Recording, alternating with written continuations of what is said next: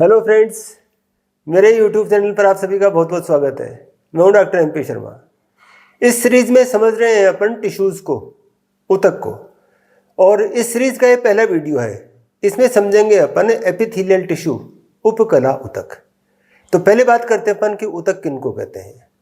Protozoans में शरीर एक कोशिका का बना हुआ है और शरीर के सारे काम, जितनी भी क्रियाएं होती हैं वो एक ही कोशिका के द्वारा पूरी होती हैं। जनन भी उसी कोशिका के द्वारा होता है। ये तो प्रोटोजोन्स है।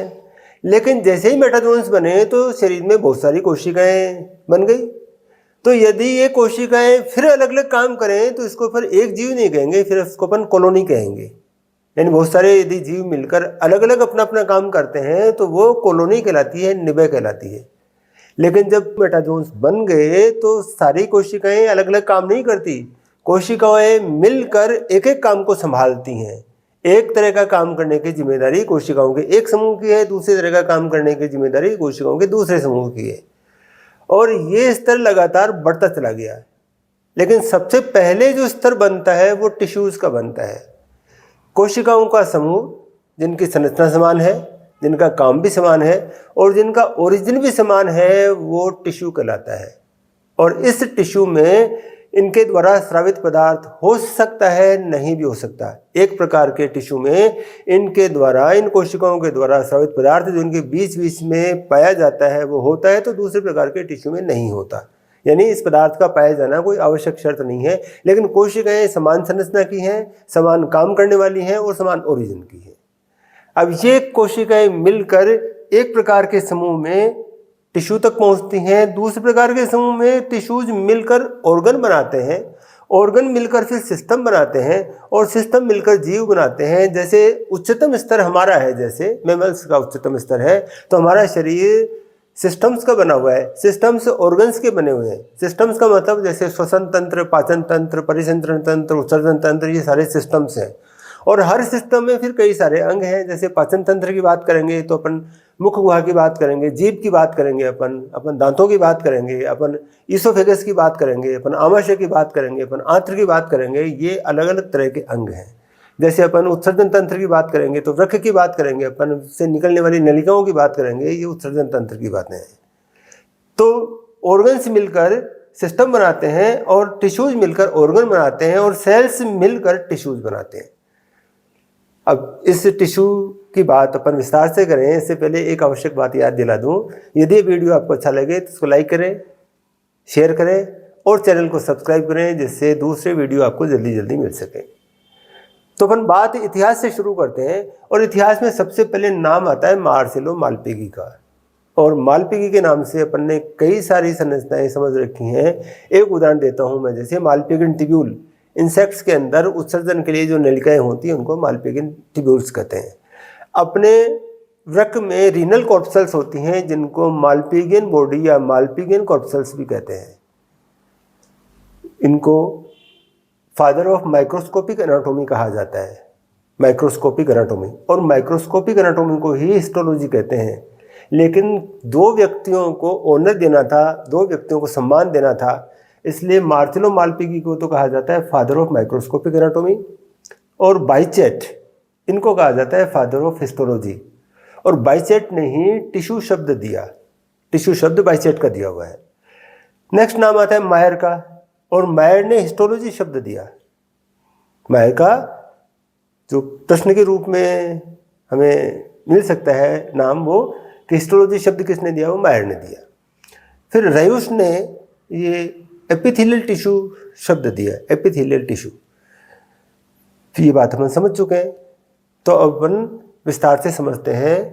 पहले क्लासिफिकेशन की बात करेंगे, फिर अपन एपिथेलियल टिश्यू को समझेंगे। अब अपन टिश्यूज के क्लासिफिकेशन को समझते हैं। तो टिश्यूज को दो ग्रुप से बांटा गया है, एक एपिथेलियल टिश्यू, दूसरा कनेक्टिव टिश्यू। कनेक्टिव टिश्यू को फिर 5 भागों में बांटा गया है। एक तो वास्तविक connective tissue, connective tissue proper, जिनको कनेक्टिव टिश्यू कहना चाहिए। और एक ये 4 बचे हुए, ये डेफिनेशन के हिसाब से कनेक्टिव टिश्यू हैं। जैसे बोन और कार्टिलेज, ये कंकालीय टिश्यू है और इसको अपन जब कंकाल तंत्र पढ़ते हैं तो इनकी संरचना को भी समझते हैं। इसी प्रकार से पेशी तंत्र जब अपन पढ़ते हैं तो पेशियों की संरचना भी समझते हैं कि पेशियाँ किस तरह से बनी हुई हैं। इसी प्रकार जब अपन नर्वस सिस्टम पढ़ते हैं तो अपन न्यूरॉन की बात भी करते हैं, न्यूरॉन की संरचना को समझते हैं। और इसी प्रकार जब अपन सर्कुलेटरी सिस्टम समझते हैं तो वहाँ पर अपन ब्लड की बात भी करते हैं कि कितनी तरह के सेल्स हैं, प्लाज्मा किस तरह का है, क्या क्या पाया जाता है उसमें। तो इन चार को तो अपन सिस्टम्स के साथ में पढ़ते हैं। और यहाँ पर पढ़ेंगे अपन कनेक्टिव टिश्यू प्रॉपर को। तो इस प्रकार टिश्यूज में अपन दो को पढ़ेंगे, एक एपिथेलियल टिश्यू, दूसरा connective tissue proper, connective tissue proper. और सीरीज के इस पार्ट में, पहले पार्ट में अपन पढ़ेंगे एपिथेलियल टिश्यू, उपकला उतक। और उपकला उतक में कोशिकाओं के बीच बीच में स्थान नहीं होता, कोशिकाएं आपस में सटी हुई होती हैं। और जब कोशिकाएं आपस में सटी हुई होती हैं, उनके बीच में स्थान नहीं होता, तो कोशिकाओं के द्वारा स्रावित पदार्थ भी नहीं होगा। तो यहाँ पर अंतर कोशिकीय स्थान नहीं होता, पहला पॉइंट। और यहाँ पर किसी प्रकार के स्रावित पदार्थ का भी अभाव होता है, स्रावित पदार्थ भी नहीं होता, पहला पॉइंट। दूसरा, कोशिकाएं आपस में मजबूत संधियों द्वारा जुड़ी होती हैं।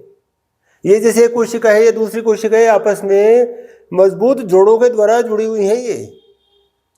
और नीचे की तरफ आधारी झिल्ली होती है, तो आधारी झिल्ली से भी ये मजबूती से जुड़ी रहती हैं। बेसमेंट मेम्ब्रेन पाई जाती है सबसे नीचे वाली परत के नीचे, तो बेसमेंट मेम्ब्रेन से जुड़ी रहती हैं और आपस में भी जुड़ी रहती हैं। और यहाँ पर रक्तवाहिनियाँ भी नहीं होती, उपकला उतक में रक्तवाहिनियाँ नहीं होती, ना धमनी होती है, ना शिरा होती है, ना केशिकाएँ होती हैं, नहीं होती हैं ये। तो इनको पोषण कहाँ से मिलता है? पोषण मिलता है इनको आसपास स्थित योजी उतक में, जो धमनी, शिरा और केशिकाएँ पाई जाती हैं, जो यहाँ पर पोषक पदार्थ लाती हैं और अनुपयोगी पदार्थ लेके जाती हैं। वो काम विसरण के द्वारा होता है यहाँ। वहाँ से विसरण के द्वारा पोषक पदार्थ उपकला उतक तक पहुँचते हैं और निकला हुआ वेस्ट वापस वहाँ तक पहुँचता है। विसरण की सहायता से अपना पोषण ग्रहण करती हैं। इनमें खुद में रक्तवाहिनियाँ नहीं होती हैं। अभी इस उपकला उतक को दो में बांटा गया है। पहला कवरिंग, जो कवर करती है। कवरिंग किस तरह से, ये जैसे कोई मान लो अंग है, इसमें इसको चारों तरफ से ढकने वाला, या इसको अंदर की तरफ की गुहा है, इसको चारों तरफ से कवर करने वाली, यानी गुहा को कवर करने वाली भी या किसी अंग को कवर करने वाली भी, दोनों कवरिंग एपिथेलियम कहलाती है। और दूसरा ग्लैंडुलर, यानी किसी प्रकार के पदार्थ का स्राव करने वाली उपकला, वो ग्लैंडुलर या ग्रंथिल कहलाती है। सबसे पहले बात करते हैं अपन कवरिंग एपिथेलियम की, जो कवर करती है गुहा को या पूरी सतह को। और कवरिंग एपिथेलियम को क्लासिफाई किया गया है इस आधार पर कि कोशिकाओं के कितने स्तर, कितनी परतें मिलकर कवर बनाती हैं। उसमें पहला प्रकार है सरल उपकला, केवल एक स्तर है, कोशिकाओं की केवल एक परत है, तो सिंपल है। और कंपाउंड किसको कहेंगे? जिसमें एक के ऊपर एक कई परतें हो, उसको कंपाउंड कहेंगे। तो पहले बात करते हैं अपन सरल उपकला की, यानी कवर बना हुआ है केवल एक कोशिका मोटाई का। जैसे अपन कहीं पर एक ईंट की लेयर बिछा दें मिट्टी पर, तो मिट्टी को कवर कर दी है ईंटें, और कितनी मोटाई की है वो? एक ईंट है, एक ईंट मोटाई की, चारों तरफ एक ईंट मोटाई की परत बना दें अपन। उसी तरह से एक कोशिका मोटाई की अपन परत बना दें, कवर बना दें, वो सरल उपकला, सिंपल एपिथेलियम। अब इसको भी फिर क्लासिफाई किया गया है कि उनकी आकृति कैसी है, कोशिकाओं की आकृति कैसी है। तो इस प्रकार जैसे अपन ने ईंट की बात की, वैसे अपन यदि टाइल बिछा दें तो बहुत चपटी हो गई वो, जैसे फर्श के चौके बिछा दें अपन, तो जो कवर बना वो बहुत पतला बना। तो ऐसी कोशिकाएं जिनकी लंबाई चौड़ाई तो ज़्यादा है और मोटाई कम है, उसको अपन सिंपल स्क्वेमोस कहते हैं, टेसेलेटेड भी कहते हैं, चपटी कोशिकाओं के स्तर कहते हैं। तो कवर बना हुआ है, इसकी विशेषताओं की बात करें तो कवर बना हुआ है एक कोशिका मोटाई का, और कोशिकाएं हैं पतली चपटी। और उदाहरण की बात करें अपन तो देह गुहा है, देह गुहा की जो उपकला है उसको पेरिटोनियम कहते हैं अपन। पेरिकार्डियल गुहा है, प्लूरल गुहा है। पेरिकार्डियल गुहा हृदय के चारों ओर की कहलाती है, प्लूरल गुहा फेफड़ों के चारों ओर की गुहा प्लूरल गुहा कहलाती है। और इसी प्रकार से हृदय के अंदर की गुहाएं, धमनी, शिरा और लसिका वाहिनियों के अंदर की गुहाएं, वो भी इस प्रकार की चपटी की उपकला से ही घिरी रहती हैं। अपन वायुकूपिकाओं की बात करें या हेनले के लूप की बात करें, जो वृक्क में पाया जाता है, वो भी चपटी कोशिकाओं का बना हुआ है। तो ये चपटी कोशिकाओं के स्तर के कुछ उदाहरण हैं। अब इसमें एक इम्पोर्टेंट बात और है जो पेरिटोनियम है यानी देहगुहा की जो उपकला है उसको तो अपन मेसोथीलियम कहते हैं, और जो हृदय, धमनी और शिरा की अंदर की तरफ की जो लाइनिंग है, अंदर की तरफ की जो परत है उसको अपन एंडोथीलियम कहते हैं। अपन कहते हैं ना कि रक्त एंडोथीलियम को छोड़ के नहीं जाता, वो हृदय की गुहा में रहता है वहाँ भी एंडोथीलियम है, वो धमनी और शिरा की गुहा में रहता है वहाँ भी एंडोथीलियम है। कोशिकाओं की आकृति के आधार पर अगला प्रकार है घनाकार कोशिकाओं से बनी हुई सरल उपकला। एक कोशिका स्तर तो है लेकिन कोशिकाएं चपटी नहीं है, कोशिकाओं की लंबाई, चौड़ाई और मोटाई बराबर है। जैसे अपन ने ईंट का उदाहरण समझा था, उस तरह से मान लो ईंट के अपन 2-2 टुकड़े कर दें, या ईंट ऐसी है जिसकी लंबाई, चौड़ाई, ऊंचाई बराबर है और उनकी एक परत बिछा दें, तो इसी तरह से घनाकार कोशिकाओं की एक परत वो सिंपल क्यूबोइडल एपिथेलियम कहलाएगी। और इसका उदाहरण है वृक्क में नेफ्रॉन होता है, वृक्क की संरचनात्मक और क्रियात्मक इकाई को नेफ्रॉन कहते हैं। और नेफ्रॉन में 2 कुंडित नलिकाएं होती हैं, समीपस्थ कुंडित नलिका प्रॉक्सिमल कन्वोल्यूटेड ट्यूब्यूल और दूरस्थ कुंडित नलिका डिस्टल कन्वोल्यूटेड ट्यूब्यूल, अंग्रेजी में जिनको पीसीटी और डीसीटी कहते हैं शॉर्ट में। और इनके बीच में हेनले का पार्ट होता है जहां पर चपटी कोशिकाएं होती हैं। पीसीटी और डीसीटी में घनाकार कोशिकाएं होती हैं। इसी प्रकार यकृत की जो बाहर की कवरिंग है उसको भी अपन इसी श्रेणी में लेते हैं, घनाकार उपकला से बना हुआ है। पसीने की ग्रंथियों की जो कोशिकाएं हैं वो भी घनाकार उपकला की हैं। और जनद का मतलब गोनेट्स, और गोनेट्स का मतलब वृषण और अंडाशय, उनकी जो उपकला होती है वो भी घनाकार कोशिकाओं से बनी होती है। तो ये तो जैसे चपटी कोशिकाएं हैं, ये घनाकार कोशिकाएं हैं। और ये स्तंभी कोशिकाएं हैं जिनकी लंबाई, चौड़ाई कम है और जिनकी ऊंचाई ज़्यादा है। जैसे ये स्तंभ है एक तरह से, ये स्तंभी कोशिका, जिसकी मोटाई तो कम है, इसकी ऊंचाई ज़्यादा है, ये स्तंभी कोशिका। तो तीसरा प्रकार हो जाएगा सिंपल कोलिमिनर, सरल स्तंभी। ऐसी कोशिकाओं का स्तर हो, जैसे बहुत सारे इस प्रकार से अपन सेल रख दें, पेन रख दें, तो ये जो परत बनेगी वो सिंपल कोलिमिनर बनेगी। और इसका उदाहरण है जैसे आमाशय में होती है, आंत में होती हैं, पित्ताशय में होती हैं और पित्तवाहिनी। पित्ताशय का मतलब गाल ब्लेडर और पित्तवाहिनी का मतलब बाइल डक्ट्स। ये उदाहरण है सिंपल कोलिमिनर एपिथेलियम के। चौथे प्रकार की सिंपल एपिथेलियम, सरल उपकला, जिसमें सीलिया भी पाए जाते हैं। तो एक कोशी परत है जिसमें सीलिया भी हैं, और कोशिकाओं की आकृति घनाकार भी हो सकती है और स्तंभाकार भी हो सकती है। कभी भी सीलियायुक्त कोशिकाएं चपटी नहीं होती, स्क्वेमोस नहीं होती। तो या तो कोशिकाएं घनाकार होंगी या स्तंभाकार होंगी। और इस प्रकार की उपकला के उदाहरण जैसे ओविडक्ट की गुहा, अंडवाहिनी की अंदर की तरफ की जो परत होती है वो सीलिया युक्त होती है, अंडे को धकेलती है। दूसरा है यूट्रस, गर्भाशय की गुहा, उसकी जो एपिथेलियम होती है वो भी सीलेटेड होती है। इसी प्रकार से वेंट्रिकल्स ऑफ ब्रेन, मस्तिष्क की गुहाएं, अपन जानते हैं मस्तिष्क में कैविटी होती हैं, उनको अपन वेंट्रिकल्स कहते हैं। हार्ट में नहीं, ब्रेन में भी वेंट्रिकल्स होते हैं। तो उनकी जो गुहा होती है, उनकी जो कैविटी होती है वो भी सीलेटेड होती है। और इसी प्रकार स्पाइनल कॉर्ड, सुषुम्ना, स्पाइनल कॉर्ड की कैविटी को सेंट्रल कैनाल कहते हैं और उसके अंदर भी सीलिएटेड एपिथेलियम पाई जाती है। इस प्रकार यह है सीलेटेड एपिथेलियम। कवरिंग एपिथेलियम का दूसरा प्रकार स्ट्रेटिफाइड, स्तरित उपकला। कोशिकाओं के एक के बाद में एक अनेक स्तर, एक के ऊपर एक कई सारी परतें। तो कोशिकाएं जब अनेक परतों के रूप में विन्यासित रहती हैं, जमी रहती हैं, तो ये स्तरित या स्ट्रेटिफाइड कहलाता है। इनको फिर बांट दिया इस आधार पर कि कोशिकाओं की आकृति कैसी है। तो पहला प्रकार है इसमें स्क्वेमोस एपिथेलियम का स्ट्रेटिफाइड, परतें बनी हुई है चपटी कोशिकाओं के, स्तरित चपटी उपकला। ये चपटी कोशिकाएं हैं, टाइल की तरह की कोशिकाएं हैं, एक के ऊपर एक बहुत सारी टाइलें। तो ये अनेक स्तर हो जाएंगे चपटी कोशिकाओं के। और ये फिर 2 भागों में बांट दी गई है इस आधार पर कि क्या कोशिकाएं जैसे जैसे ऊपर आ रही हैं वैसे वैसे क्रिएटिनाइज्ड हो रही हैं या नहीं हो रही। कोशिकाओं में खास तरह का प्रोटीन बनता है, क्रिएटिन प्रोटीन, जो हमारे बालों में है, हमारे नाखून में है और त्वचा की ऊपरी मृत कोशिकाओं में है। जैसे जैसे कोशिकाओं के स्तर नीचे से बढ़ते हैं वैसे वैसे ऊपर आ रही कोशिकाएं क्रिएटिनाइज्ड होती जाती हैं, मृत होती जाती हैं, उनमें क्रिएटिन बनना शुरू होता है और बाद में वो पूरी तरह से क्रिएटिनाइज्ड हो जाती हैं। तो केराटिन युक्त है या नहीं है, इसके उदाहरण हैं जैसे त्वचा की कोशिकाएं केराटिन युक्त हैं, और जो नॉन केराटिनाइज्ड हैं जिनमें केराटिन नहीं पाया जाता उनमें कॉर्निया है, जैसे हमारे नेत्र का कॉर्निया भाग। दूसरा है फिर मुकुआ बक्कल कैविटी के अंदर जो कोशिकाएं हैं वो चपटी कोशिकाएं हैं, लेकिन केराटिन नहीं बनता, मृत नहीं होती। और उसी तरह से ईसोफेगस ग्रसिका जो फेरिंग्स को इस आमाशय से जोड़ती है, वो नाल, ग्रास नाल भी कहते हैं जिसको, ग्रसिका भी कहते हैं, उसकी जो उपकला है वो भी स्तरित है, लेकिन केराटिन नहीं बनता। केराटिन कहाँ है? केवल त्वचा में है। दूसरी घनाकार है कोशिकाएं, स्तरित तो है, घनाकार है, ऐसी एक के ऊपर एक घनाकार कोशिकाओं के अनेक स्तर, और यह है कंजक्टाइवा, इसका उदाहरण है कंजक्टाइवा।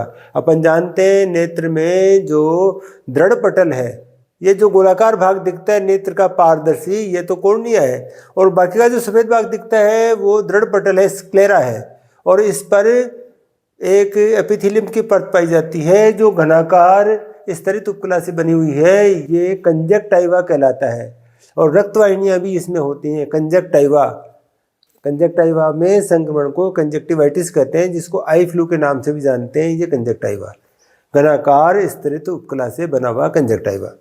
नेक्स्ट है फिर स्ट्रेटिफाइड कोल्यूमिनर, स्तंभी कोशिकाएं हैं, ये स्तंभी कोशिकाओं के अनेक स्तर, स्ट्रेटिफाइड कोल्यूमिनर, और इसका उदाहरण है स्तन ग्रंथियों की नलिका, स्तन ग्रंथियां नहीं, स्तन ग्रंथियों की नलिका, डक्ट ऑफ मेमरी ग्लैंड्स, और इसी तरह से पैरोटिड लार ग्रंथि, लार ग्रंथि होती है हमारी, उसमें पैरोटिड लार ग्रंथि वो भी इस प्रकार की होती है। और इसी तरह से स्वर यंत्र का लैरिंग्स कहते हैं, जिससे हम बोलते हैं, जिससे आवाज़ उत्पन्न करते हैं, वो लैरिंग्स, उसका कुछ भाग वो भी स्ट्रेटिफाइड कोल्यूमिनर एपिथेलियम का बना होता है। कवरिंग एपिथेलियम का तीसरा प्रकार सूडो स्ट्रेटिफाइड, सूडो का मतलब था कूट, स्तर दिखते हैं लेकिन है नहीं, कूट स्तरित उपकला। कोशिकाओं का स्तर तो एक ही है, तो सरल उपकला है, लेकिन दिखती अनेक स्तरों की बनी हुई है, तो इसको कूट स्तरित कहते हैं। और कारण है सेल हाइट में डिफरेंस होना, जैसे एक सेल तो इतना लंबा है, दूसरा इतना लंबा है, तीसरा इतना लंबा है, यूँ देखें अपन उसको तो एक सेल के ऊपर एक छोटा सेल, उसके ऊपर एक छोटा सेल, ऐसे नजर आएगा। तो सेल हाइट में डिफरेंस होने के कारण ये कूट स्तरित दिखती हैं, है नहीं। और इनके उदाहरण श्वास मार्ग है उसकी है बहुत सारी उपकला, तो नासा मार्ग से, नेजल पैसेज से शुरू होता है, फिर ग्रसनी में, फेरिंग्स में, फिर ट्रेकिया में, और लंग्स में जो बड़ी ब्रोंक्यूल्स जा रही हैं उनमें ये कूट स्तरित उपकला पाई जाती है, क्योंकि सेल हाइट में डिफरेंस है। और इसी तरह से शुक्रवाहक वास डिफरेंस और नर जनन तंत्र की एक सहायक ग्रंथि है एपिडिडाइमिस, इनकी उपकला भी कूट स्तरित होती है।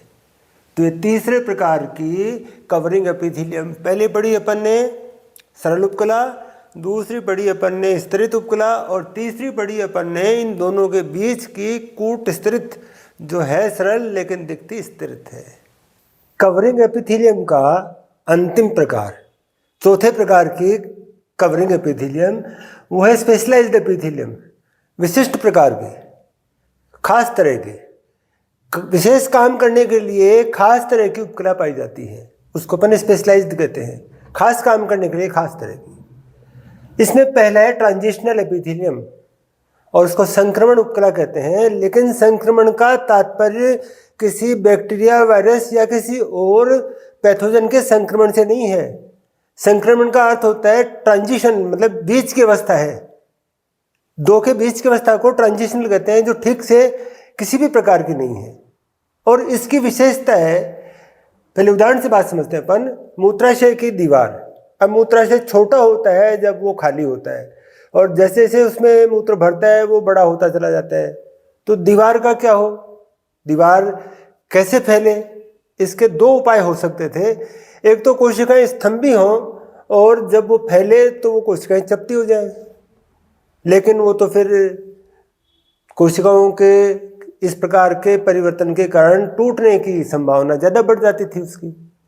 इसलिए प्रकृति ने दूसरा तरीका अपनाया, और वो क्या था कि बहुकोशीय स्तर की दीवार बनी हुई है। मूत्राशय की दीवार मल्टी लेयर्ड है, स्ट्रेटिफाइड है, और स्टेटा खूब सारे हैं। लेकिन जैसे जैसे मूत्र बढ़ता है तो वो कोशिकाएं जो ऊपर थी वो फिसल कर साइड में आ जाती हैं और परतों की संख्या कम हो जाती है। तो जब मूत्राशय खाली होता है तो परतों की संख्या ज़्यादा होती है, और मूत्राशय से भरा होता है तो परतों की संख्या कम हो जाती है, इसलिए इसको ट्रांजिशनल कहते हैं। दूसरे प्रकार की है संवेदी, सेंसरी एपिथेलियम, संवेदी उपकला, जो किसी परिवर्तन को ग्रहण करती है, जो संवेगों को ग्रहण करती है। और इसका उदाहरण है हमारे जीभ की स्वाद कलिकाएं, हमारे नासा मार्ग में सूंघने के लिए, घ्राण के लिए, ओल्फैक्शन के लिए सिनाइडेरियन एपिथेलियम होती है। नाक के मध्य भाग में सिनाइडेरियन उपकला जो सूंघने का काम करती है।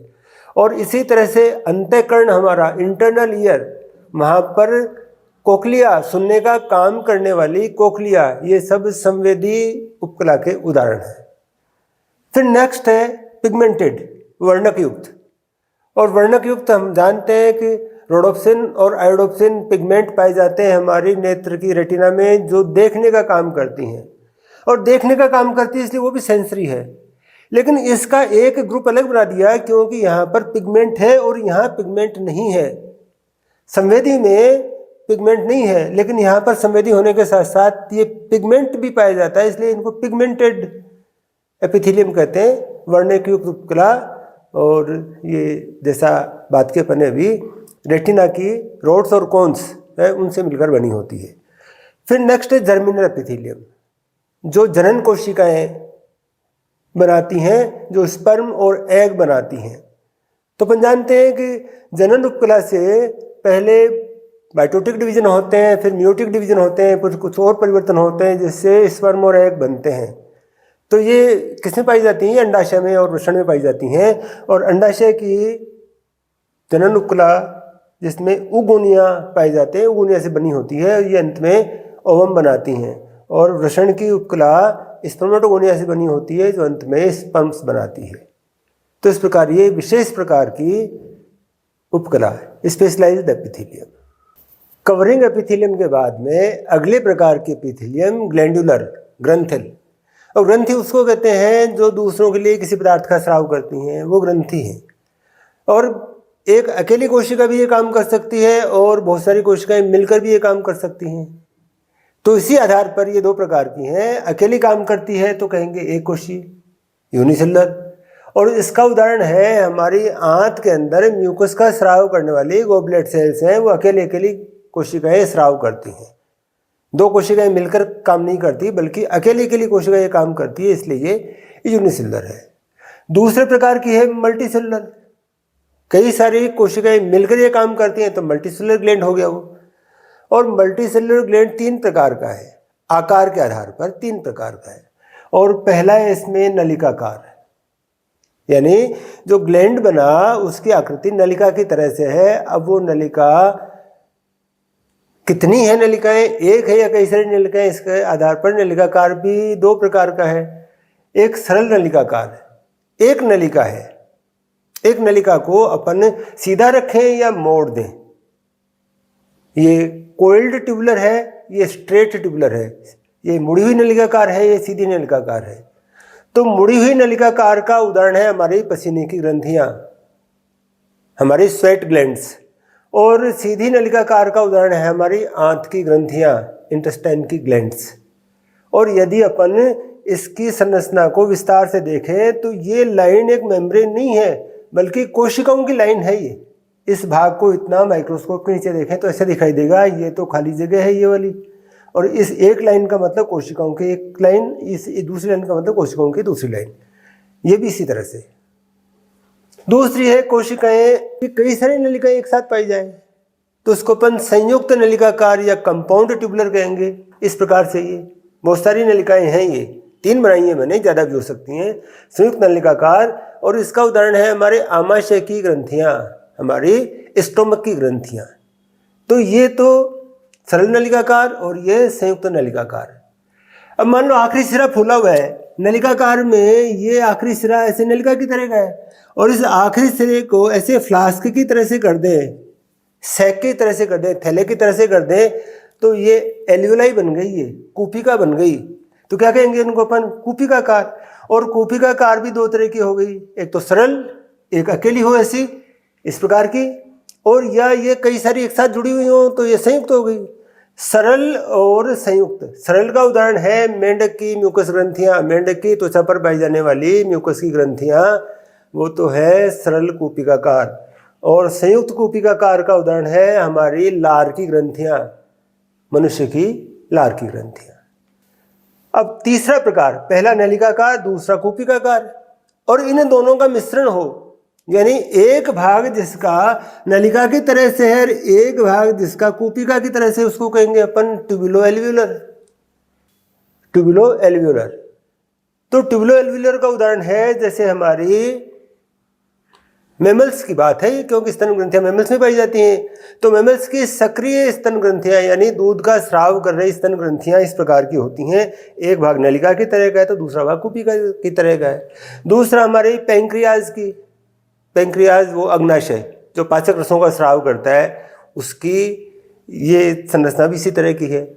और जनन की, नर जनन तंत्र की ग्रंथि है जिसको काउपर ग्रंथि कहते हैं, उसकी संरचना भी इसी प्रकार की है। तो इस प्रकार ये ग्रंथियां किसके आधार पर? पहला प्रकार तो कौन सा हुआ कि एक अकेली है या कई सारी कोशिकाएं मिलकर हैं। फिर कई सारी कोशिकाएं मिलकर हैं, यदि बहुकोशिकीय है तो उसमें आकार कैसा है? नलिकाकार, कूपिकाकार, या दोनों एक तरह की, नलिका कूपिकाकार। ग्रंथि कोशिकाओं के द्वारा स्राव किस प्रकार किया जाता है? इसके आधार पर वो तीन प्रकार की हैं। और पहला प्रकार है एपोक्राइन। एपो का मतलब शीर्ष भाग, एपिकल पार्ट। तो स्राव यहाँ शीर्ष भाग में इकट्ठा होता है, और जब स्राव पर्याप्त इकट्ठा हो जाता है तो कोशिका टूटती है, स्राव बाहर निकल गया, फिर रिपेयर होगी कोशिका, वापस मरम्मत हो गई इसकी, फिर से स्राव इकट्ठा होने लगेगा, फिर टूटेगी। ये क्रम बार बार दोहराया जाता है। यानी शीर्ष भाग टूटता है, स्राव निकल जाता है, फिर से रिपेयर होती है, फिर तैयार हो जाती है स्राव करने के लिए। और इसका उदाहरण है स्तन ग्रंथियां, दूध का स्राव इसी तरह से होता है। दूसरा है मिरोक्राइन, और मिरोक्राइन में कोशिका टूटती नहीं है। मिरोक्राइन में क्या होता है, ये स्राव यहाँ बाहर इकट्ठा हुआ, और ये जो वेसिकल्स हैं ये इस मेम्ब्रेन से आके जुड़े, रंध्र बन गया और स्राव बाहर निकल गया। तो लाइसोसोम में जिस तरह से अपन ने पढ़ा है बहिक्षेपण, एक्सोसाइटोसिस, उस तरह से स्राव होता है, कोशिका क्षतिग्रस्त नहीं होती। और इसका उदाहरण है अग्नाशय, पैंक्रियाज। पैंक्रियाज का स्राव इसी तरह से होता है, पाचक रसों का स्राव इसी तरह से होता है। और तीसरा प्रकार है होलोक्राइन। सारी की सारी कोशिकाएं नष्ट हो जाए, स्राव हुआ वैसे ही कोशिका नष्ट हो गई, क्योंकि स्राव पूरी कोशिका में है तो नष्ट होगी कोशिका, तो फिर कहाँ से आएगी? जो रिजर्व सेल्स होती हैं, जो डिवाइड होकर नई सेल बनाती हैं, उनमें से ग्रंथिल कोशिकाएं फिर बनेंगी, तो नई कोशिका बन जाएगी इसकी जगह, और फिर ये काम फिर वही करेगी। तो ये कोशिका पूरी नष्ट हो गई और स्राव के साथ नष्ट हो गई, नई कोशिका बनेगी इसकी जगह। और इसका उदाहरण है हमारी त्वचा में जो तैलीय पदार्थ का स्राव करती हैं सिबेसियस ग्रंथियां, और इसी तरह से पलकों के ऊपर पड़ी हैं अपने मिबोमियन ग्रंथियां, तैलीय पदार्थ का स्राव करने के लिए, नेत्र को चिकना बनाए रखने के लिए। ये ग्रंथियां इस प्रकार की हैं कि स्राव के साथ पूरी नष्ट हो जाती हैं। ग्रंथि कोशिकाओं के द्वारा स्राव किस प्रकार के पदार्थ का होता है, इसके आधार पर वे तीन प्रकार की हैं। पहला है सीरस ग्लैंड्स, और ये सीरम की तरह के तरल का स्राव करती हैं। और सीरम क्या है अपन जानते हैं, ब्लड का तरल भाग, उसमें से ब्लड का क्लोटिंग करने वाली प्रोटीन और निकाल लें तो शेष बचा हुआ भाग सीरम कहलाता है। दूसरी तरह समझे अपन इसको, ब्लड का थक्का जमने दें और थक्के को निकाल दें, इसके बाद में जो तरल भाग बचता है वो सीरम कहलाता है। और उसके अंदर जल भी है, लवण भी है, कुछ प्रोटीन भी है, और साथ में कुछ एंजाइम भी हैं। तो इस प्रकार का स्राव जिसमें जल हो, लवण हो, प्रोटीन हो और कुछ एंजाइम भी हो, वो सीरस फ्लूइड कहलाता है। और जैसे पैरोटिड लार ग्रंथि हमारी मुख गुहा में होते हैं, पैरोटिड लार ग्रंथि, और पेरिकार्डियल गुहा में जो पेरिकार्डियल तरल का स्राव करती हैं वो कोशिकाएं इसी प्रकार की हैं, क्योंकि पेरिकार्डियल तरल में भी ये सब चीज़ पाई जाती है। दूसरा है फिर म्यूकस का स्राव करने वाली, और म्यूकस का स्राव करने वाली अपन गोबलेट सेल्स पढ़ी अपन ने, गोबलेट सेल्स कहलाती हैं। और तीसरे प्रकार की जो इसमें तो इसमें ये दोनों हों, यानी थोड़ा सा म्यूकस भी हो, इसमें थोड़ा सा म्यूकस भी हो तो वो मिश्रित कहलाती हैं। और मिश्रित का उदाहरण है हमारी जीभ के आगे के भाग में, जिह्वा के अग्रभाग में एक ग्रंथि होती है वोन एबनर की ग्रंथि, और उसके द्वारा जो तरल का स्राव होता है उसमें ये भी है और ये भी है, थोड़ा सा म्यूकस भी होता है। इसके साथ ही अपन ने यहाँ पर पूरा कर लिया है उपकला ऊतक को। दूसरे पार्ट में पढ़ेंगे अपन योजी ऊतक को, और योजी ऊतक प्रॉपर, जिसको वास्तव में योजी ऊतक कहना चाहिए। अब एक बात आपको फिर से याद दिला दूं, यदि ये वीडियो आपको अच्छा लगा हो तो इसको लाइक करें, शेयर करें और चैनल को सब्सक्राइब करें, जिससे दूसरे वीडियो आपको जल्दी जल्दी मिलते रहें। तो चलिए मिलते हैं ऊतक के दूसरे भाग में, योजी ऊतक में। तब तक के लिए बाय।